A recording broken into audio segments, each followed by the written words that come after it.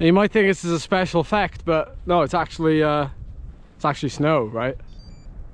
Mad. If it wasn't like this at the coast, they're already 200 meters above sea level. What's going on? Probably need to get off this mountain though.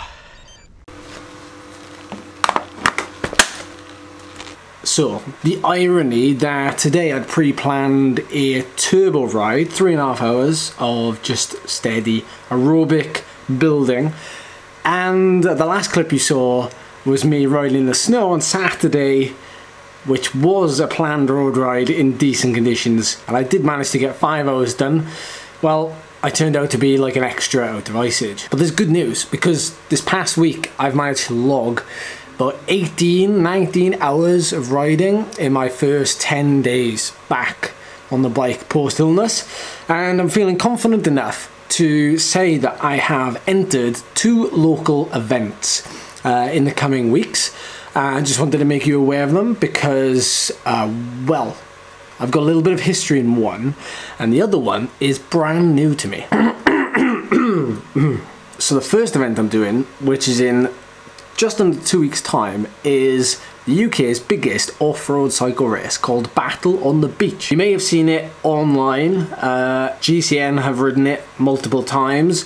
Lots of high-profile off-road racers come and do it for both Europe and the UK, and further afield, no doubt.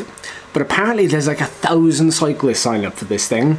There's some big sponsors like Rotor, Squirt, Chain Lube, and Sturka too. So the event itself, what makes this event so unique is that, well, for one, it's only a 30-minute cycle away from home, but you race up and down a beach.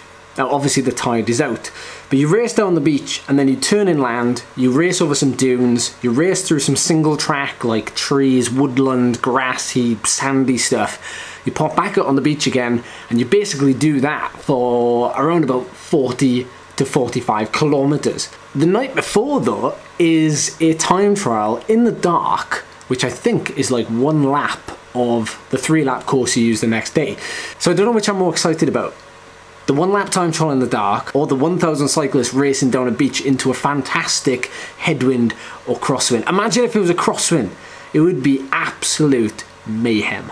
Now the second event I've entered is a road race. It's a local road race, and I'm keeping things local because I'm coming back from illness and I want to just make sure that I'm in decent shape and I'm being consistent and I'm not traveling too far and it's breaking all that consistency up. I'm sticking local, I'm supporting a local race as well. And they did reach out and ask if I was interested in doing it, because the last time I did it was, I think, in 2014. This event is called the Betty Farrow Memorial Road Race, and it's organised by Cardiff Ajax Cycling Club.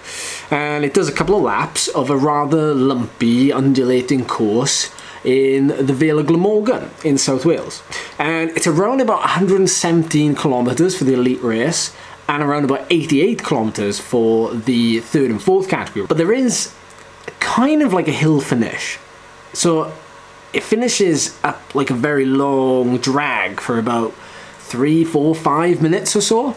It's had some pretty notable names. Connor Swift recently won the event before he signed and turned pro with Team Ineos. So this race has got pedigree. And when I last did it, and I was racing for Rafa Kondo GLT at the time, we had a whole team racing there. There was like 10 of us racing, and like the field was really big, but there was just like 4 or 5 elite British teams turning up that were filling half of the race, and we were just knocking each other, like attack, and like another rider would go, and it would just be like, it would be a fun race because you're almost racing against your teammates for most of it, just trying to get in a breakaway. And it's a great race because of the history of it. It's one of the longest standing races, road races in South Wales, and it's one that, like I said, I did 10, 12 years ago when I was a junior cyclist starting. It was one of my first experiences of road racing, was at this event. So it'll be really cool if I can make it to the start line and almost feel like I'm stepping back in time by racing again on roads I haven't raced on in years. So there we go. I thought I would let you in on what the plan is over the coming weeks. That road race will be the first weekend of April, so I've got a week between, well, the Battle on the Beach and then that road race. So hopefully Battle on the Beach gives me that fun and that injection of pace that I'll need for that road race as well, which shouldn't be too long. Like I said, 120 kilometers, but of hard racing, I hope. So that's going to be it for this video. Quick little update. I'll see you on the road or gravel in the coming days, because we need to recon this course. This beach needs some recon.